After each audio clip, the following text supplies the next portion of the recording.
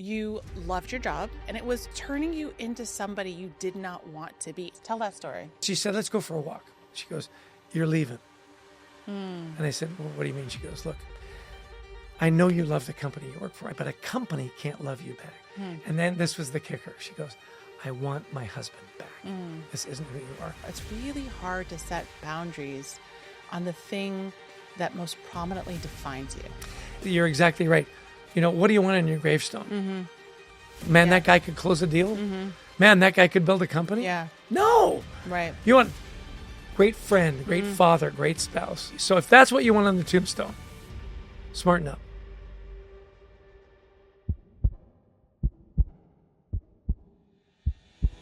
Welcome to Reimagine Success. I'm your host, Nabeela. I'm a former Chief Operating Officer and Chief Human Resource Officer turned coach, board director, and explorer of what it really means to thrive. We're here to challenge the myths you've been sold about success, that harder work, more status, or endless productivity will finally bring you fulfillment. Instead, we'll explore a new model of success, one that honors your well-being, your relationships, your identity, and your purpose. Each episode, I'll bring you science, stories, and conversations with extraordinary leaders who are reshaping how we work, live, and lead. I'm largely sitting in this chair because of you. Wow. Yeah. So I think you know some of this, but maybe just for the audience's benefit, we'll tell a little bit of our shared history. So COVID-19, I'm in this CEO roundtable, and you show up in your famous orange, and you're talking about this book called Anxiety at Work. And Actually, you know what? I presented on leading with gratitude. And at the end, the guy said, what are you working on? Oh, that's right. You weren't even talking And I said, about it. we're writing this book, Anxiety at Work. Yeah. And he went, I need to get that book. Yeah. I did, because I was like, oh my God, this is my life's work. Like, writing a book about anxiety is like, this is what I'm meant to do. So I reached out to you. You came to Walmart. We were in the middle of a pandemic. You helped us figure out what anxiety at work looked like. We started measuring anxiety. We were working with the executive team on anxiety. You did such amazing work, right? But in the background, I'm like, I want to be Chester when I grow up. I was like, just kind of like what you're doing and how you're doing it. And fast forward a few years later, I left Walmart and I called you and I was like, how do I do what you do? Because it's such a different world, right? Like it's radically different. And I think what I said to you is you got to meet Christy Lawrence. Exactly. And the rest is history. And Christy is he shared your booking agent with me. You shared your booking agent. You shared all of your wisdom and everything you know about writing a book and coaching and consulting and advising and keynote speaking. And I just want to on air thank you, because you've been so giving and gracious and we've never actually met in person. This is the first time I've ever met in person. Yeah. And it's interesting. The reason I do that obviously is because I was taught that. I've had great mentors that said, look, there's two ways to live your life. One is to be in competition with everybody, which early in my career I definitely was. Right. And there's those that help lift up everybody. And he goes, the latter's the better. It was our friend Marshall Goldsmith. Yes. And it was a game changer for me. And so when people call and ask, can I spend some time with you? The answer is always yes. Yeah. It's always yes. Always. No boundaries. Not for that. Yeah. I mean, if it was like, investment opportunities in, cryptocurrency, I'd probably say no to that. Okay. But sometimes I have so much I want the audience to hear from you. I've heard some of it, but I want everyone to hear it. And I know you do your lots of podcasts, but let's just back up. Let's back up. And let's talk about your upbringing. Like you talked about, gratitude is just how you were raised. It's what you are about, appreciation. It's about a life of abundance. Like, let's talk about the origin story. Yeah. So it all started in September 23rd in a small split-level house in Edmonton. Yeah. Now, it's funny. I was just talking about this with some friends. I really am one of the luckiest guys I know in that I grew up surrounded by extraordinary people. And the most extraordinary of all those people were my mom and dad. John Dalton Elton and Irene Tanner Elton. They were remarkable. And I have 4 older brothers, so there's 5 of us. And they were constantly inviting interesting people into our home. whether they lived with us because they didn't have anywhere else to live, or my dad was in radio. So he would meet really interesting personalities, from politicians to performers to athletes. And they would invite them into our home. So we got to spend time with these extraordinary people. That's amazing. Yeah. Yeah. And my dad was just this hail fellow well met. Rarely had a bad word to say about anybody. And and my mom was just one of these people that said, look, you can be whatever you want to be if you work hard enough. And so my 4 older brothers are all extraordinary. Although I do say, so how many best-selling books have you written? And it's interesting to me that I'm still surrounded by extraordinary people. And you're one of them. You really are. This idea that I grew up said, explore, travel. Learn another language, learn other cultures, appreciate them for what they are. Experiment with food, which when I was younger I was kind of a picky eater, not so much now. And so, that's been my life. As you know, we're both people of faith. I served a 2-year mission for my church in southern Italy, which for me was a game changer. I mean, 2 years immersed in southern Italy, learning a language and the food and the people. And in my faith, they can send you anywhere. And so I always say, you got lucky. I know. I said, when you open the letter, it says you're going to spend 2 years in southern Italy. God loves you, right? I don't know what I did to deserve this, but it was a good one. And so that's, it's been a life of these really interesting peoples and interesting experiences. Yeah. And now I'm in a position where I get to share a lot of that. So amazing. Thanks for asking. Oh, it's amazing. Okay, let's dive into, I want to talk a little bit about your journey of success. Because like you said at the beginning, you weren't always in this abundant mindset, right? There was competition. You had to, elbows out, fight for your food with all your siblings. You got into university and you were really competitive, got out of university, really competitive. Talk to me a little bit about like that journey of early career to when you got into the state of abundance and figured that great out. Question. So I grew up in sales. I mean, it's the ultimate competition, right? You want to be the number one salesperson. You want to close the deal and so on. And unfortunately, you can often develop the mentality, and I did, is that another person's failure was your success, right? Because you want to be the top of the leaderboard. It's a dog-eat-dog world, yeah. It really is. And so the way it transitioned was I sold media. I grew up in a radio station, and so my brothers, we were all in advertising or media, and had some great experiences there. Lived in Detroit, and moved to New York, and spent some time in Hartford. Came back to New York, and they're very, New York is just a competitive market, right? If you can make it here, you can make it anywhere, right? It's the old Frank Sinatra song. Well, I transitioned into selling recognition strategies and schemes, and again, very competitive. And I had this idea. I called our CEO. We were good friends. I had developed a nice relationship over time. His name was Kent Murdoch. And I said, Kent, if we became the thought leaders in employee recognition, which is employee engagement, right? My life would be a lot easier, right? People would call us. Right. It's a cold call because we would be the thought leaders. And thought leaders write books. And nobody's written the definitive book on employee recognition. He goes, oh, that's a great idea. Yeah. He goes, well, write the book. And I went, I don't think you heard what I said. I didn't say I want to write a book. I was like, you should write this book, and then I would benefit from said book. And this was the moment. I think I've shared this with you before. As he said, you know what? You're a smart kid. Figure it out. And I went, oh, I am a smart kid. So for about a year, I played with ideas. And my wonderful wife, Heidi, was, how can I support you? And another extraordinary person in my life. Right? We just celebrated 42 years. Congratulations. Yeah, we're halfway there. And anyway, and so for about a year, I kind of played with it. But, I've got these crushing quotas. And Kent calls me back and says, I've hired a writer. His name is Adrian Gosling. Introduce yourself. Adrian and I both grew up in Canada. We had that hockey thing. And in 2000, we published our first book together called Managing with Carrots, hence the orange, carrots, all that good stuff. And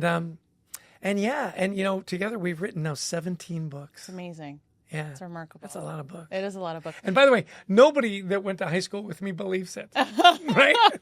They go, you're a New York Times bestseller. Yes, I am. Yes, you are. You should dust off the shoulders. Yeah. And they say, well, how did that happen? I go, well, I have a co-author. He's a writer. And they go, well, you were always good at delegating, So yeah, it's been But a you great told story. me a story about a time where, whether it was I think it was in your journey as the global guru of gratitude and the apostle of appreciation, where you had hit a wall, right? Like, or there was even actually a time you told me where you were becoming somebody you didn't like. Yeah. Or you didn't know, you couldn't recognize. Tell that story. Well, I always recognized who I was.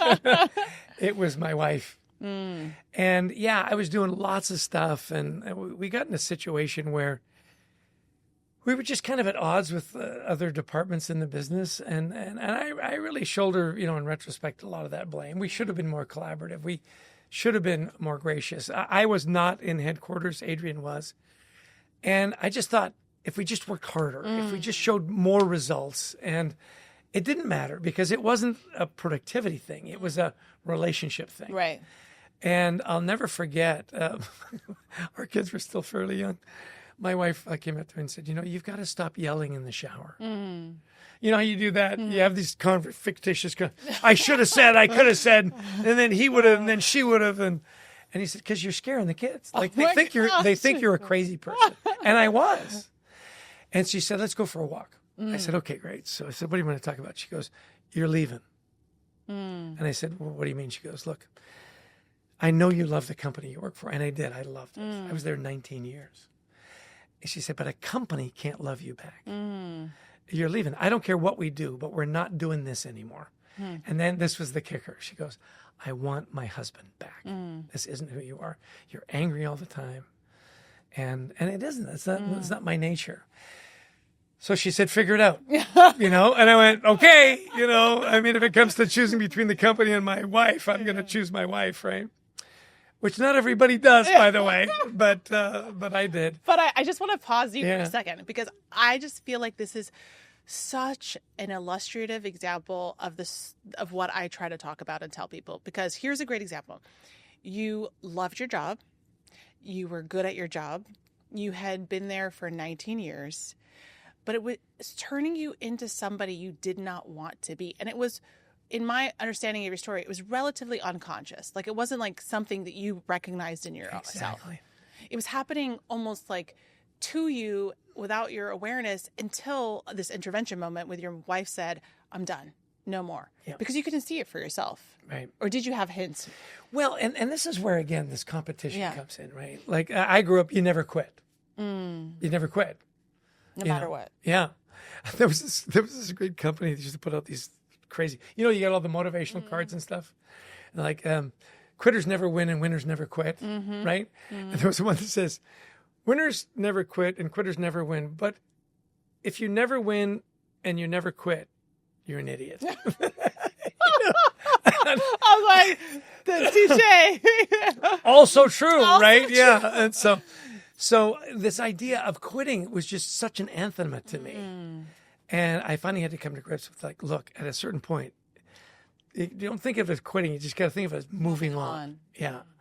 And it was really hard. I remember the night before, as Adrian and I were going through as to how we were going to, leave, I wept. I thought, and had we been, I think, more self-aware, if we'd been a little more abundant in that moment, we probably could have figured out. We probably could have. It was a great gig.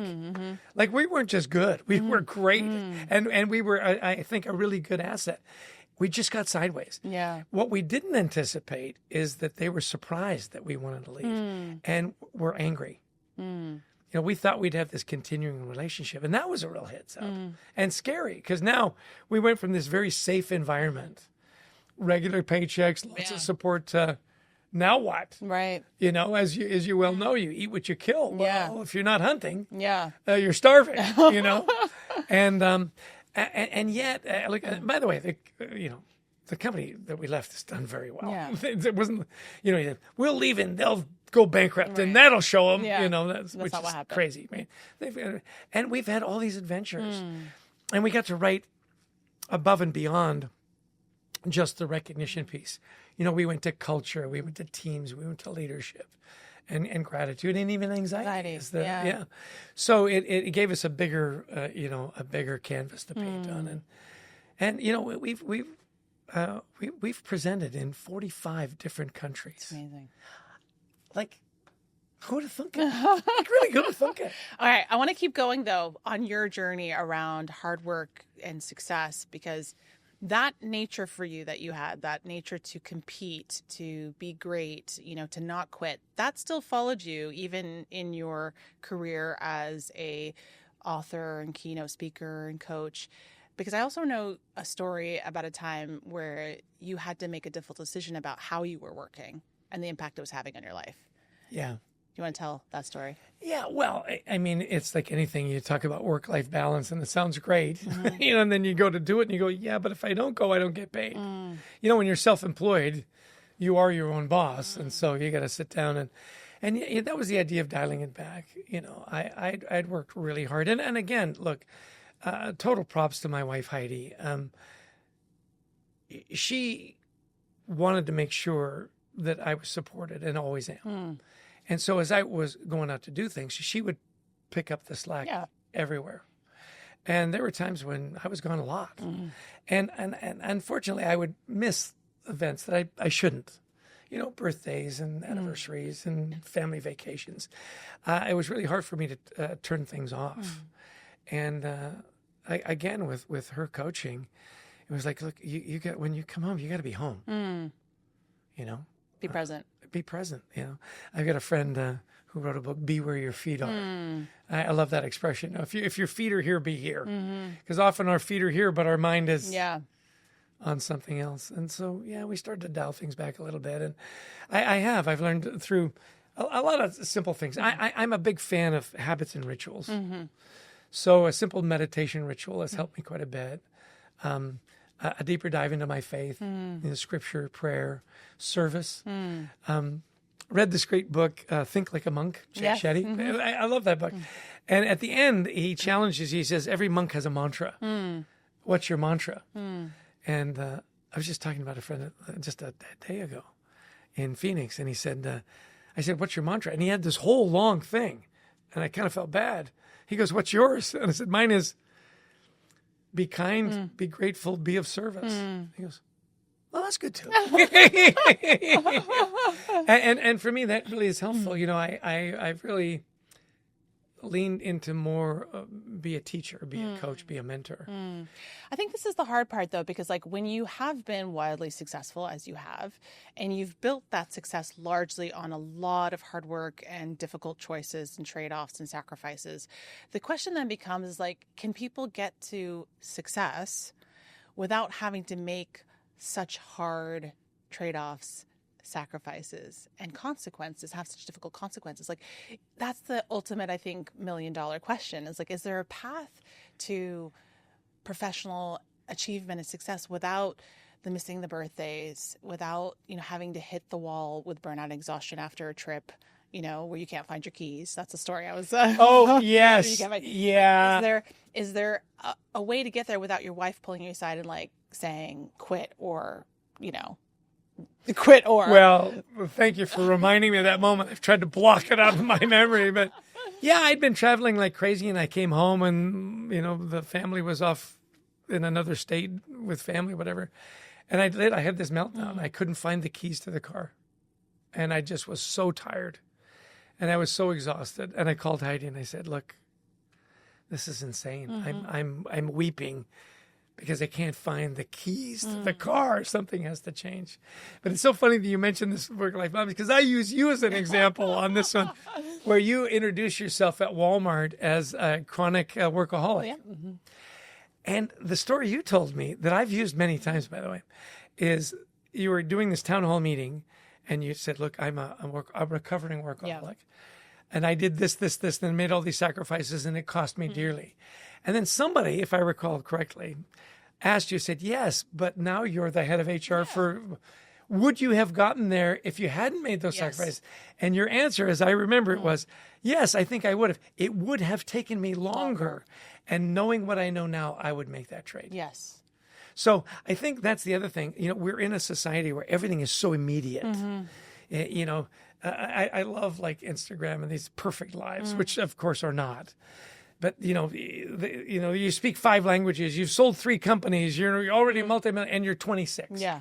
Well, I go, look, the odds are you're going to live to 100. Yeah. What are you doing for the rest of the other 74 years of your life? Exactly. Slow it down. Yeah. Take a breath, enjoy the ride.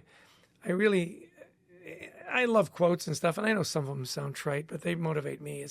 Life's a marathon. Like, you don't have to run like your hair's on fire. I had a quote. They go, you're not sleeping very much. I'll sleep when I'm dead. Yeah. Which is and you go, that's the dumbest thing. Yeah. And you know what? If you don't sleep, you're going to die a lot sooner, But I see, so I think this is, again, it goes back to all these belief systems that we get raised with. So this idea that hard work is the key to success, and that, we hear them all, right? Like diamonds are built under pressure, growth only happens when you're uncomfortable, muscle has to break down before you can build it back. I mean, there's failure is the formula for success. Yeah. There's endless. So we basically create this anthem that the only way to success and growth is through pain and suffering and sacrifice. But then I was reflecting on, I have 4 kids, and I'm always really protective of their sleep habits because I know that their brain grows the most when they're at sleep. Right. When they're at rest. And I'll share also a religious belief as well. And I know you'll appreciate this because we talk a lot about faith on this podcast because faith is so much a part of my life, but I know it's the part of a lot of people's lives as well. And in the Islamic tradition, the belief is that when you're sleeping, your soul is actually lifted out of your body because your soul needs to be carried to rest. Because this earth and this world is so difficult on the soul. Because this is not where the soul belongs. The soul belongs in heaven, in an eternal place, not this is a temporary space. So even our soul is lifted to rest. So of course our bodies need to rest, right? And I think so often we think about rest as something that needs to be earned or you can do later.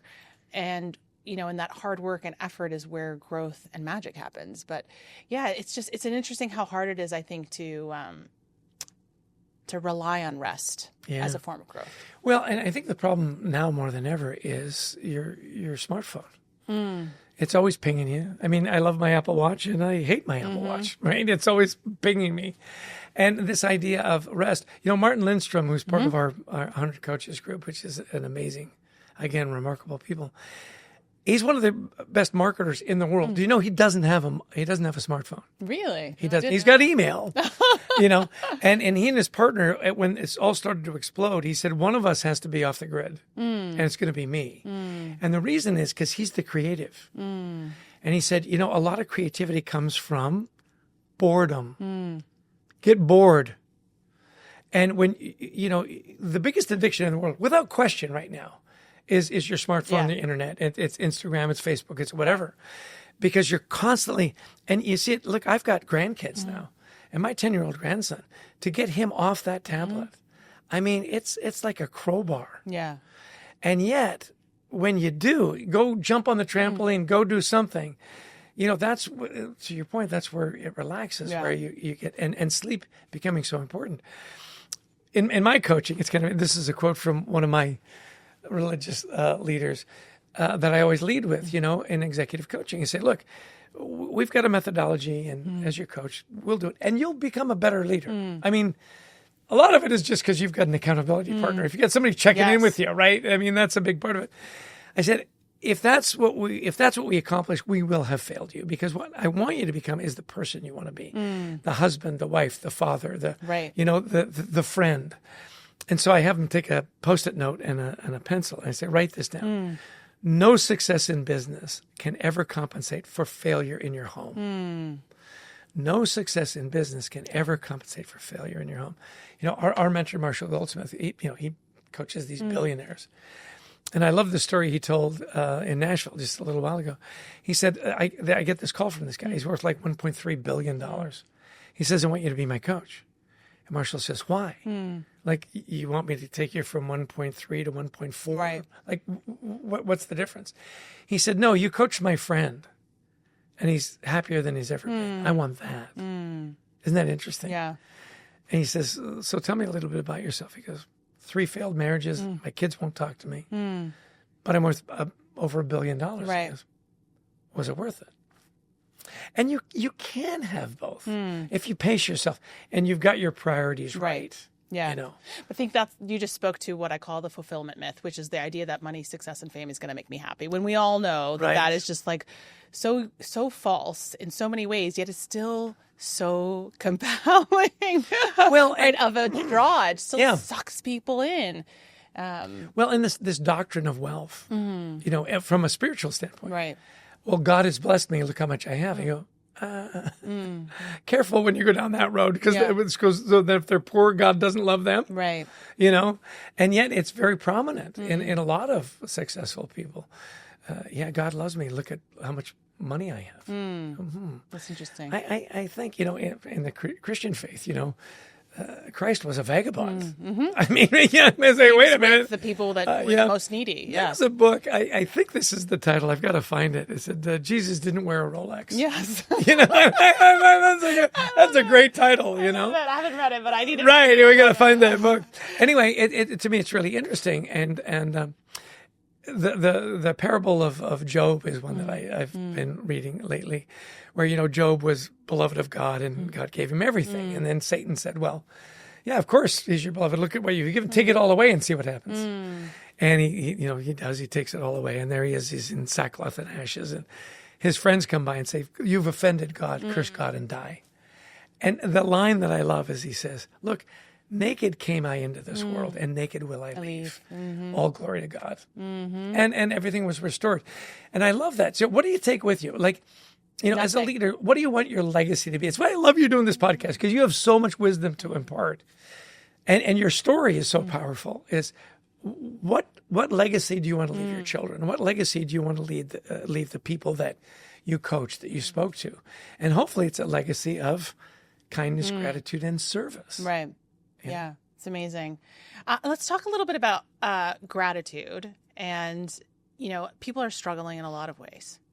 Like you said, I think it's harder now than ever. Like, I feel like in the 1990s and 2000s, building a career things were much easier. We didn't have the onslaught of things that people are struggling with, whether it's mental health or physical health or lack of loneliness or, you know, you name it. Tell me a little bit about like what you've learned with all the cultures and the communities and companies that you've coached, like in today's workplace, today's worker, like what are the real remedies, actions that people can take to combat this onslaught that people are experiencing? Because gratitude is a big part of that. Yeah, it is. My favorite subject, as you might guess. Leading with Gratitude, available at fine bookstores everywhere. This idea of loneliness has really hit me hard. Population of the world has never been larger, and yet we've never been more lonely. No. How do you do that? And the way you structure your life, look, dealing with change right now, and the speed of change is ridiculous. Here's some fun numbers for you. You'll get a kick out of this. Mobile phones, smartphones, it took 12 years to go from 0 to 50 million users. Facebook, it took 4 years. Yeah. Pokemon Go took 19 days. 19 days.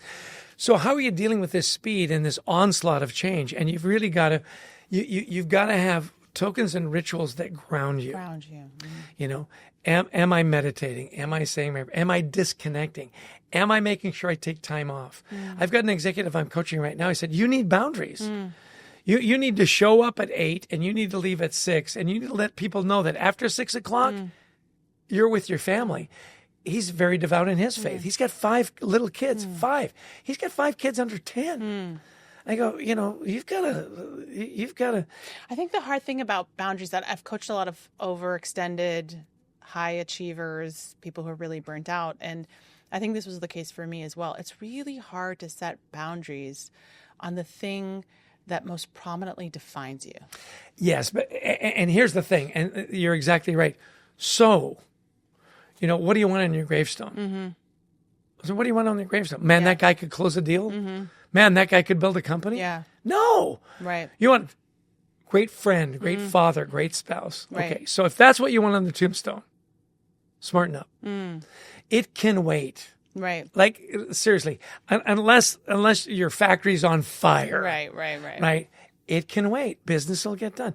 You don't have to be involved in every little thing every day. You just don't. No, this is a myth and a narrative we tell ourselves to justify why we're working so much. 100%. They can't live without me. Yeah, they can. Yes, they can. Trust me, if you got hit by a bus, business would get going. This is the hard truth that I think a lot of people also need to recognize is that everyone is replaceable. Yes. Everyone is replaceable. Yeah. The CEO. You're a big deal. Well, yeah.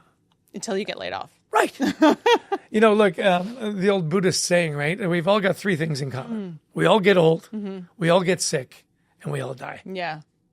I think this is also, though, part of what the change that... Not a real motivator, by the way. But anyway. No, but it is, I think it's about perspective, right? Yep. But this is the thing that I don't know that we learned this the last generation of workers, because we still had this belief that you're going to go to work, you're going to get a great job, you're going to buy 2 houses, or buy a house, 2 cars, a dog, and you're going to stay at a company for a good, amount of time.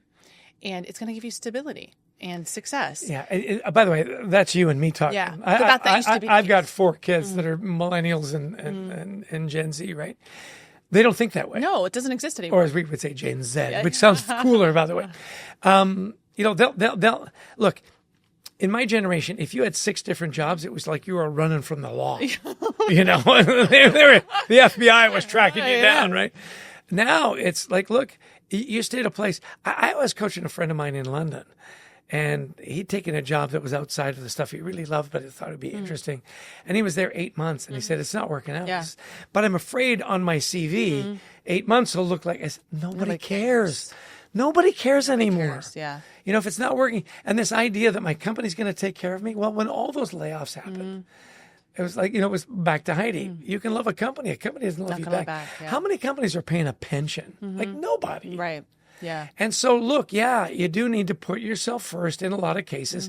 At the same time, be where you are, do the best work you can, and understand that, particularly with the speed of change, nothing lasts forever. In fact, if you're at a place for 5 years, good on you. Yeah, exactly. Absolutely. And I think it's one of the things I have an allergic reaction to, and I probably said it at a time. So if there's a quote out there where I said it, I'm sure I was convinced of it at a time. But this idea that work is family, right? That this is your kind of, you're building the X family. And now I have an allergic reaction to that, because I think that's where we tell these stories where we start to blur the lines, where people are actually struggling in their real families, but they're trying to be in a work family. And I think what you said is really important. Like, nothing that you do at work is worth struggling at home. Nothing. And you need to put yourself first. Like, there's no ifs, ands, or buts about it. And you can still do that and be a great employee. Yeah. I mean, I think you do need to love what you do, but I'm with you. I just love my job. I'm going to challenge you, Chester. Do you? Because I also feel like people say this. I'm not sure. So the science says that if you love what you do, you're more likely to be engaged in your work, right? And you're more likely to enjoy your work. But if you love what you do and you're passionate about it, you're also more likely to be taken advantage of, be burnt out, exhaust yourself to overwork. I mean, the first study on burnout in the 1970s, where burnout was coined, was on healthcare workers who were very committed to what they did, loved what they did, loved it with a purpose and a passion, thought of it as a mission. Yeah. So loving what you do is like, well, maybe we need to like change. it. Yeah. Maybe we need to change where it's important to be passionate about it. Yeah. Yeah, I mean, I think this is where your first love needs to be right. So there was a wonderful book. I'm a big sports fan, and one of my heroes as a kid was a running back for the Chicago Bears named Gale Sayers. Remarkable talent, and he had a medallion that he wore, and on the medallion it said, "I am third. I am third. God is first. Friends and family are second. I am third." So I think, you've got to keep those priorities. Look, you don't want to go to work every day and be miserable because you hate your job. Right. It's got to be something that's fulfilling. By the way, a book that I make all my executives read is by Clayton Christensen, who wrote The Innovator's Dilemma, which was a big hit. But he wrote one as a professor at the Harvard School of Business called How Will You Measure Your Life? And this is a great guidepost for what we're talking about. He says, look, how will you build a career that is purposeful and that you love. It's got purpose behind it. Secondly, how you develop deep and meaningful relationships along the way. In other words, your work can be a conduit to help you be surrounded by remarkable people. And then thirdly, how will you live a life of integrity? And then as a kind of throwaway, he says, and stay out of jail, right? Which is good. This life of integrity is the point. And he tells this story, and I love this story. He says, so, I've graduated from the Harvard School of Business. I get this big paying consulting job. Now, he's of my faith, and so we tend to marry young and have kids right away. So most of people that graduate from Harvard Business School, they might be married. Most of them do not have kids. Right. Well, he's got 3 kids already. So they say to him, they go, Clay, biggest client, big meeting on Monday. So what we're going to do is we're going to meet Sunday morning and go through it and make sure it's perfect. And he goes, boss, I don't work on Sundays. Yeah. He goes, what are you talking about? He goes, I don't work on Sundays. It's my day of faith. Really? He goes, come on, can't you do it just this once? And he goes, I can't. My wife and I, we made this commitment. He goes, fine. So he goes back to the team and he says, Clay, we respect your faith. So Saturday morning, we're going to get together. And he goes, boss, that's my family day. Again, my wife and I made this commitment. He goes, you got to be kidding me. Yeah. You couldn't do it just this once. He goes, no. Fine. He says, you're a big part of this, Clay. Goes back. He says, Clay, the team wants to know, do you work on Fridays? Right. But he illustrates the fact that be careful when somebody asks you to do it just this once. Right. Because if you do it once, you'll do it again. Yeah. And that's where you set up the boundaries. Now, Clayton Christensen had a remarkable career and was a remarkable teacher and had a remarkable marriage. Right. Married to the same woman the whole time. Lovely children. I got to meet him 2 or 3 times. And that's when you've got the formula right. Yeah. It's a beautiful story. It's a I beautiful love that story. story. And it's a great book. You mention a lot, you talk a lot, and mention cultures a lot. And I think that, we've just spent the majority of the conversation talking about the inner work that we need to do, right? Like the kind of the personal self-reflection, setting boundaries, knowing your values, knowing your mantra, knowing what you stand for. Let's pivot a little bit to workplaces because, I think let's assume we've done our inner work and then you're going into workplace and the workplace, has its own set of culture, its own set of values, its own social norms. Sometimes you're in a place where they align. Sometimes you're running uphill, but it's a difficult work environment right now. Like, how do you know when, it's worth staying and putting in the work, or we're saying, time to maybe move on. It's not worth the effort. Well, Adrian Gostick, my co-author, we talk about the alarm clock snooze button.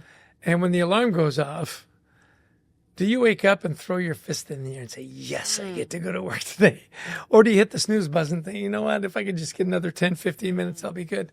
I think when going to work gets hard, when going to work gets to be a chore, it's probably a heads up that you need different kind of stimulation and you need a change. For me, check with Heidi. She'll let you know. And you should have mentors. I'm a big fan of coaching, as you know. Have mentors that you check in with on a regular basis and say, look, here's where I am. Here's where I'm going. What do you think? Get those people around you that know you and love you. One of my mantras, and I love to end a lot of things with, is I'm cheering for you. I think you need people around you that are cheering for you. Everybody needs somebody that's a cheerleader.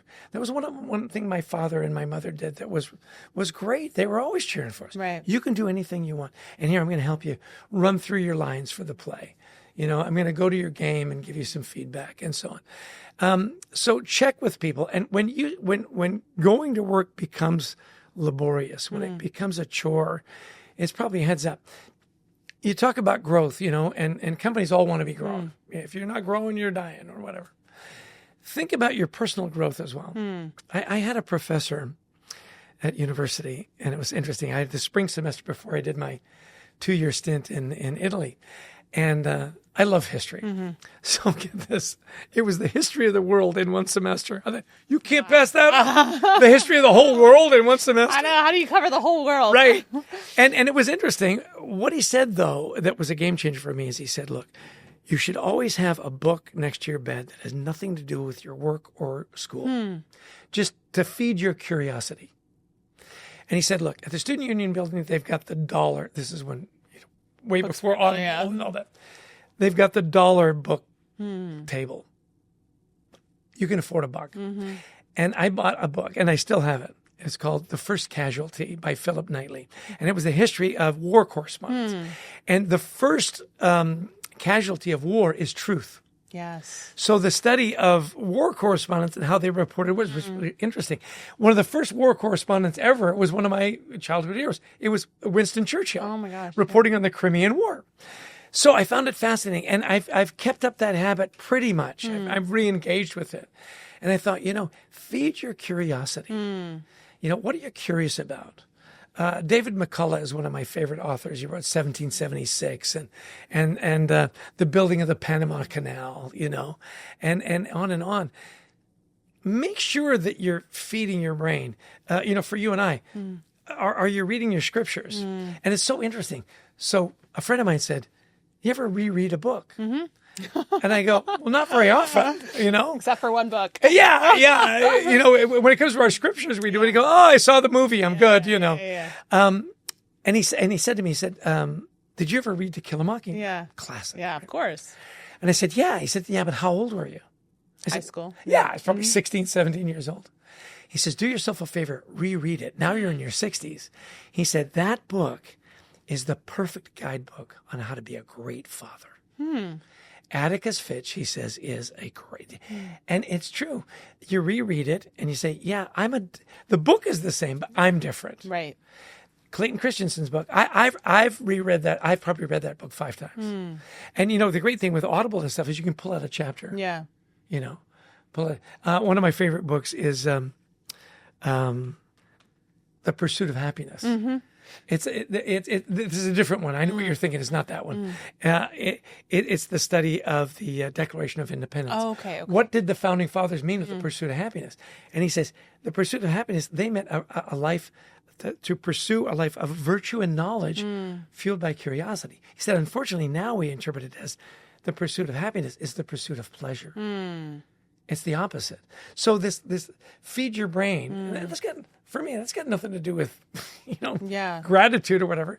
And yet it stimulates a part of your brain that says, and yet it does. Aren't we feeding our brains? What is happiness? And it's a journey. It's not a destination. Right. Yeah. Knowledge is a journey. Are you ever going to, one of my favorite Stoics, Seneca, the Roman philosopher, he said, curiosity is wisdom. No one can know everything. Yeah. But the curious can know a lot, can know many things. Right. Yeah. And that's been a great mantra. Yeah. It's so amazing because every senior leader I speak to, everyone who's been on this, gets to a point in their career, has the same narrative, right? Same reflection, which is that at the end of the day, what matters is your faith, your family, their loved ones. I think Warren Buffett was asked recently about success, and he said, it's for the people that love to love you back. Yeah. Yeah. Right. Yeah. And again, I think we hear this in the peripheral of like the ecosystem around success and achievement, but there's still this like fire hose of like sacrifice everything, success is obsession, and I have to go all in, and you have to put your head down and you have to hustle. And so I think it's just this reality that I wish we lived in a world where we could focus on human sustainability, where work had a net positive impact on people's lives and communities. And every time there's been a technological advancement that's created space for people, we've just filled it with more work, right? Yeah, I know. We just work more. So my parents went to the 1964 World's Fair in New York. They still got the big sphere there. Yeah. I was 6 years old, and they came back and they said, with all the advances. Yeah. And by the way, washing machines. One of the futurists said, the biggest challenge for the future is, what will we do with all the spare time? I think there was a prediction that by now we would only be working like 20 hours a week. Yeah. And that's, we're working more than we ever have. 2 days a week. Yeah, exactly. And it is so interesting. So now the big thing is AI. The big disruptor. Right. And there's been a million disruptors, right? I was laughing with a friend. I remember when fax machines came out. Oh, it's going to destroy relationships. You're just going to fax it in. You won't sit down when they come out. I mean, what are you going to take away? Elevators? Yeah. And now this idea of AI, it's so interesting. These guys that I'm working with are fascinating. They're brilliant. Said, MIT just published a paper. They're going to send it to me. So I'm getting their synopsis. 95% of the companies that have put AI and technology first, it's failing. There's no measurable increase in productivity. The 5%, and that's what that's what the stock market focused on, and all the AI stocks dropped. Right? Yeah. They said they missed the point. The 5% that are succeeding, wait for it, put people first and then AI. And so this idea of that, how do we create better humans with AI? Because, AI is remarkable. It helps you think slow, faster. Think about that. It helps me think slow, faster. It helps me think deeper, faster. Right? And so it's not like, I put it in and that's it. It sparks that creativity that starts the fire of, for me, AI is a great thought starter, And it's interesting, I have my own AI now. Yes. It's so funny. I use it every day. I go, we'll put a link to it in the caption. There you go. I go, I'm going to do this, this, and this. And then I always say, and could you put it in the voice of Chester Elton? Oh, Chester Elton, I know him. I go, yeah, me too. I feel like those athletes that always talk in the third person. You know what Chester Elton wants? Chester Elton really wants a raise. Yeah, exactly. And I do think that from that standpoint, it sparks creativity. It's a thought starter. And so if you embrace it the right way, it's like anything. Yeah. When the internet came in, well, pornography is going to skyrocket. Well, yeah, if that's what you're looking for. Right. Yeah. Don't look for that. Look for self-improvement, I think it's just like anything else, right? Like it democratizes things, makes things more accessible to people, simpler, faster. It'll make things cheaper than ever before in certain ways. And at the same time, it has a dark side to it, just like the internet does, just like cell phones do, just like you said at the beginning, like it's probably the most addictive thing that we have. And I think we're just still trying to figure out, like, where's the middle? Where's the balance? Yeah. Right? Look, long before any of this happened, we were living in New York, in Brooklyn. We were young and poor and living in the Big Apple. Life was good, right? And friends would say, oh, New York. That's a dangerous place. Compared to Edmonton. Yeah, right. Here we go. And I'd say, you know what? New York is what you're looking for. New York has the best of everything. And New York has the worst of everything. Right. It's what you're looking for. The old parable of the merchant at the gate of a walled city. And this family treks up and they start to talk to him and they said, we're moving to this city and could you tell us, what are the people like? And he says, well, what were the people like where you came from? He said, oh, they were horrible. They were liars, thieves, and cheats. And we're really looking for a new start. What will we find here? He says, I think you'll find much the same. And then another family comes in, same question. Yeah. He said, well, what were they like? He said, oh, they were wonderful. We loved our neighbors. They were so great. They were so giving. And so on. He says, you'll find much the same here. Well, the guard at the gate says, how could you do that? And he said, the lesson is you'll find what you're looking for. Oh, my gosh, Chester. That is that's like pure gold.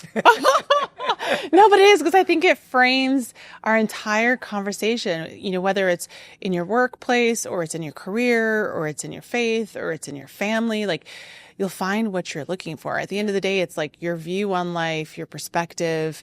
What you want it to be is what it becomes in a lot of ways. Right.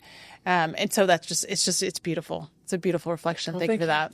All right. Before we leave, I want to leave the conversation. I want to give some people, you've written a book on anxiety. Right. We haven't talked about anxiety that much, but we've talked a lot about gratitude, but you've written a book on anxiety at work. Talk to me about the conversations people are having with you now about anxiety in the workplace or anxiety in general, because it's been a few years now. We worked together on it at Walmart. Yeah. What does it evolve to? Yeah, more than ever, it's rituals and boundaries. Okay. Give yourself a mental break. It can wait. It can wait. And this idea of how do you start and end your day? We had 8 strategies on how to do that. And the 8th strategy was gratitude. So I'm going to come back to gratitude because I honestly believe if you have a good gratitude ritual, it helps mitigate that anxiety. Because you take a break and you start your day with 3 things that you're grateful for. You end your day with 3 things you're grateful for. And oftentimes it's more than 3. That's kind of the guideline. We even created a little journal called the Gratitude Habit, which is also available. And it's that ritual. Let's count our blessings. We are wired to be fearful, to survive. We're looking for danger. And that's good for survival of the race. It's not good for your long-term mental health. So you take that break. What are your rituals? I've got to share with you a story about my dad. It perfectly illustrates this. Again, hail fellow well met. In our faith, it's all volunteer. And so at the time, he was the volunteer youth minister. Right. And, every congregation has got that miserable person that wants everybody else to be miserable. And in our case, it was an older woman. And after church, she came up to my dad and she said, Brother Elton, you think all the kids in our congregation just love you. Well, I'm here to tell you they don't. Just as mean as mean. And my dad looked at her with a big smile and said, well, thank you very much. And she said, it wasn't a compliment. You know what he said? Too late. And she went, ugh. And the idea is that, look, there's a lot of things going wrong. You know what? Take the high road. And it was so funny as he got older. He said, you know what, Chester, at this time in my life, whatever anybody says to me, I take it as a compliment. And it drives him crazy. And again, wisdom from Marcus Aurelius. I've really taken a deep dive in the Stoics. He says, the best revenge is to not become your enemy. Yeah. And there's going to be people that are going to want to tear you down. I mean, that's life. Your failure is going to be their success. Don't go there. Right. Just don't go there. And this idea of, the best revenge is to live well. Live well. Take care of yourself. Take care of your family. Are people going to take advantage of you? Yeah, they probably will. There's this funny quote that I came across for a long time ago that, grass is the greenest where you water it. Yeah. You know, it's like we're always looking for an escape from our reality, whether it's like I'm going to change jobs or I'm going to move cities or, something, external to me is going to have to change for my circumstances to change. But in reality, it's just so much of it is that perspective, being look, how do I water the plants that I have? How do I care for my circumstances, my situation, the people that I have influence over, and everything else? Like, pay attention to what you pay attention to, and try to be indifferent to the different. Yeah, and that's really hard. We always talk about, look, when you're going through hard times, it's not hard times, so what can you learn? Yeah, it sounds good. That's really hard. Because when you're going through hard times, it's hard times. Right. So, but if you can get that discipline, if you can get that perspective, and I think it is easier for people of faith because you take a longer view. Yeah. 100%. It's a funny story. I'm in Istanbul. We're working with these guys, and they were Muslim by tradition, not really by practice.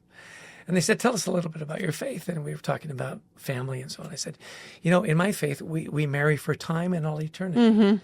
And the 2 guys I worked with spoke English quite well. Their wives didn't.